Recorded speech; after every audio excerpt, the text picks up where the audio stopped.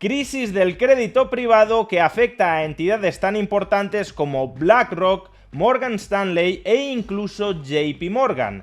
¿Estamos a las puertas de una nueva crisis financiera? Veámoslo. Una modalidad de inversión alternativa que puede ser muy provechosa, pero que obviamente también conlleva sus riesgos, es el crédito privado. Otorgar financiación, fundamentalmente en forma de préstamos, no de bonos cotizados, a empresas privadas. Las empresas grandes suelen emitir bonos en los mercados financieros para captar esa financiación por parte de los ahorradores. Sin embargo, las empresas medianas o incluso algunas empresas grandes no tienen tanta facilidad como para poder emitir bonos y en ocasiones los bancos tampoco quieren extenderles crédito. Y es que desde la crisis del año 2008 la regulación bancaria se ha endurecido tanto que a los bancos pueden no compensarles en términos de coste de capital conceder crédito a determinadas compañías.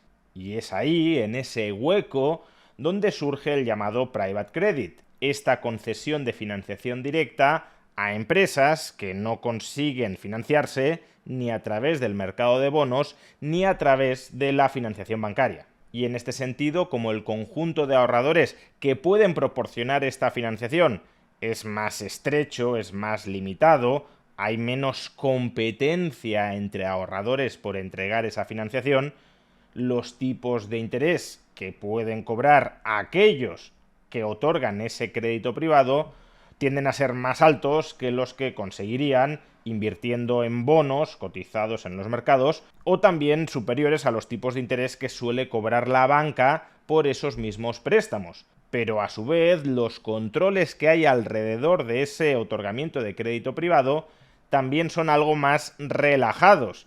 Hay menos agentes de mercado supervisando la calidad crediticia de los préstamos privados que se están otorgando. No estoy diciendo necesariamente que los fondos de crédito privado hayan rebajado sus estándares crediticios para otorgar financiación a cualquiera que la pida. Estoy diciendo que en el caso de los préstamos privados hay más opacidad respecto a la calidad de ese crédito, porque no hay agencias de calificación que estén evaluando esos créditos a su vez no cotizan en el mercado y por tanto no reciben feedback sobre su solvencia por parte de los inversores, etc. Como decía, más rentabilidad, pero también mayor riesgo. Y a lo largo de la última década parece que ha pesado más el argumento de la rentabilidad que el del riesgo, y por ello cada vez más ahorradores de todos los tamaños han ido accediendo a fondos de crédito privado para canalizar su ahorro hacia esas inversiones en forma de préstamos a empresas. Cuidado, no estoy criticando ni mucho menos esa modalidad de inversión, simplemente estoy describiendo un proceso que ha tenido lugar durante la última década. Cada vez más ahorradores han ido invirtiendo en estos fondos de crédito privado. Esto es así, no lo estoy juzgando. Puede que para muchos inversores ese mix entre rentabilidad y riesgos sea un mix adecuado, pero lo que no sabemos es si todos los ahorradores que invirtieron en estos fondos eran realmente conscientes de los riesgos que estaban asumiendo o simplemente fueron cegados por las altas rentabilidades que ofrecían. O para que no parezca que estoy cargando todas las culpas sobre los pequeños y medianos ahorradores. Quizá los fondos que comercializaban esos créditos privados no les explicaron adecuadamente los riesgos a los que se estaban exponiendo cuando decidían colocar su capital en estos instrumentos. Pues bien, durante las últimas semanas, algunas de las fragilidades de este ecosistema de financiación directa de empresas privadas han emergido a la luz. Blue Owl, uno de los mayores gestores de crédito privado del mundo, ha bloqueado los reembolsos de uno de sus fondos. Algo similar a lo que hizo después BlackRock, que también restringió los reembolsos de uno de sus fondos de crédito privado. Y más recientemente Morgan Stanley también ha restringido estos reembolsos. Puede que a algunos esto les suene a una especie de corralito bancario. Es decir, bancos o gestoras de fondos de créditos privados limitando el reembolso del dinero de sus partícipes. Sin embargo, en este punto hay que hacer una aclaración muy importante. Por definición, el crédito privado es un instrumento enormemente ilíquido. Pensad que el ahorrador está financiando a medio o largo plazo a una empresa y que por tanto no puede recuperar el dinero que le ha prestado hasta que ese préstamo se amortice finalmente. Con los bonos sucede algo parecido. Si acudimos a la emisión de un bono, le estamos transmitiendo en forma de préstamo nuestro dinero a una empresa y solo cuando ese bono se amortiza, la empresa devuelve ese dinero. Sin embargo, hay una diferencia crucial. El bono cotiza en mercados secundarios, de tal manera que suele ser posible revenderlo y que otro ahorrador se subrogue en nuestra posición de prestamista. Y de esa manera, a través de la reventa del préstamo en forma de bono, recuperamos el capital. Pero con el crédito privado no sucede lo mismo. Ya hemos dicho que son préstamos que no cotizan en un mercado secundario. Por consiguiente, el ahorrador debería esperarse hasta la conclusión de ese préstamo para recuperar el capital. Sin embargo, los fondos de crédito privado suelen ofrecer ventanas temporales, por ejemplo, una vez cada trimestre, durante las cuales se autoriza a los inversores a recuperar una parte de la financiación que han otorgado.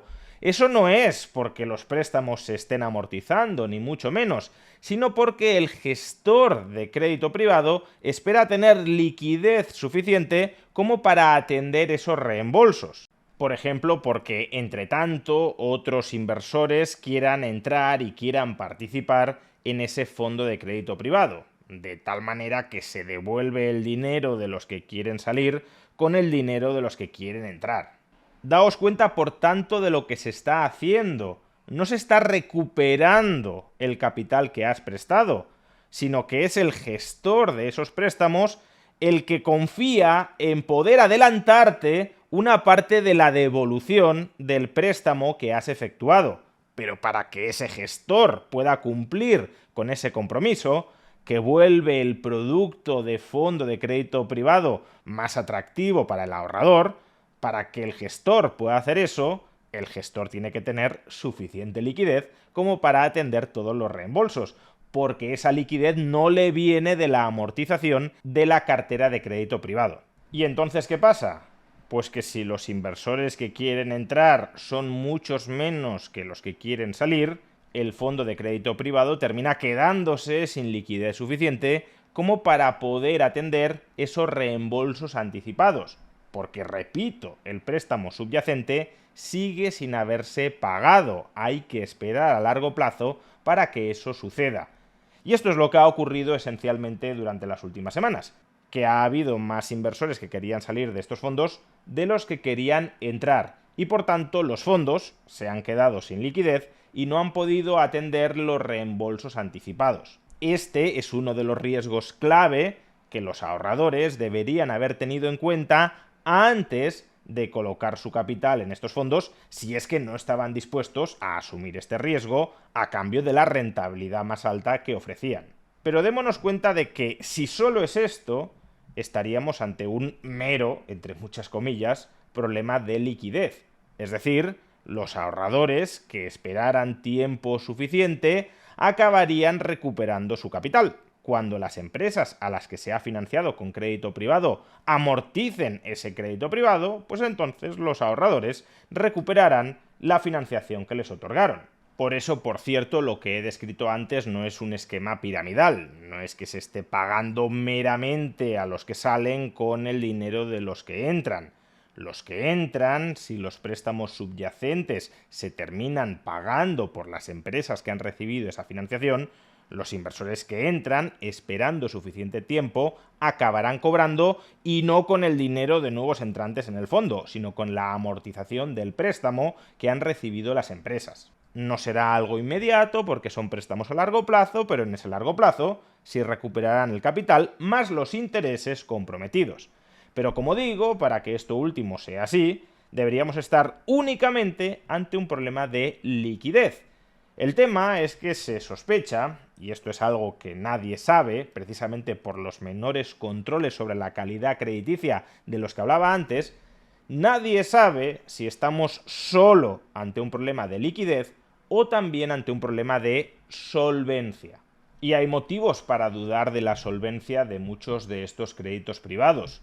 Por un lado, el auge de la inteligencia artificial y la disrupción que está provocando en muchos modelos de negocio. Si esos modelos de negocio, por ejemplo, ligados a la industria del software, se están viendo desplazados por la IA, entonces la financiación que recibieron en forma de crédito privado no podrá ser devuelta. En segundo lugar, tenemos también la disrupción económica que está siendo provocada por la guerra en Irán. El encarecimiento del precio del petróleo puede llevar a que muchas empresas intensivas en esta fuente de energía tampoco puedan devolver los préstamos que recibieron. En tercer lugar, tenemos la situación de debilidad que no se ha solucionado desde hace años del sector inmobiliario comercial, sobre todo en los Estados Unidos. La demanda de oficinas cada vez es menor y, por tanto, todas aquellas empresas que utilizaron inmuebles comerciales como colateral para sus préstamos pueden estar expuestas, a su vez, a un mayor riesgo de impago. Y en cuarto lugar, no perdamos de vista tampoco la emergencia de cada vez más casos de fraude o de controles crediticios muy laxos, demasiado laxos, a la hora de otorgar financiación a determinadas empresas. Es lo que el consejero delegado de JP Morgan describió hace unos meses como cucarachas que están empezando a salir dentro del sistema financiero. De hecho, y hablando de JP Morgan, estos últimos días también hemos conocido que en medio de toda esta suspensión de reembolsos parciales por parte de los fondos de créditos privados, JP Morgan ha reducido, ha recortado el valor que él otorgaba en libros a las carteras de estos créditos privados contra las que JP Morgan extendía financiación. Lo que en esencia ha dicho es que va a otorgar menos financiación pignorada contra estas carteras de crédito privado. ¿Y por qué? Pues porque JP Morgan, que sí tiene información interna sobre cuál es la situación crediticia, la solvencia de estos créditos privados, considera que ahora valen menos, que la calidad crediticia de esos préstamos privados es menor que antes, lo cual sugiere que quizás sí haya problemas subyacentes de solvencia. Como digo, nadie lo sabe, pero los insiders como JP Morgan parecen estar señalizando que algo se cuece. Y de hecho, si eso fuera así, la crisis de liquidez que hemos visto durante las últimas semanas no sería el factor que ha espoleado la crisis de solvencia, sino que más bien los inversores, anticipando problemas de solvencia, estarían revelando con la crisis de liquidez que algo más está pasando en el fondo. En definitiva, habrá que estar atentos para verificar si, como dice Mohamed El-Erian, esta crisis del crédito privado puede ser el canario en la mina de una crisis más amplia dentro del sistema financiero.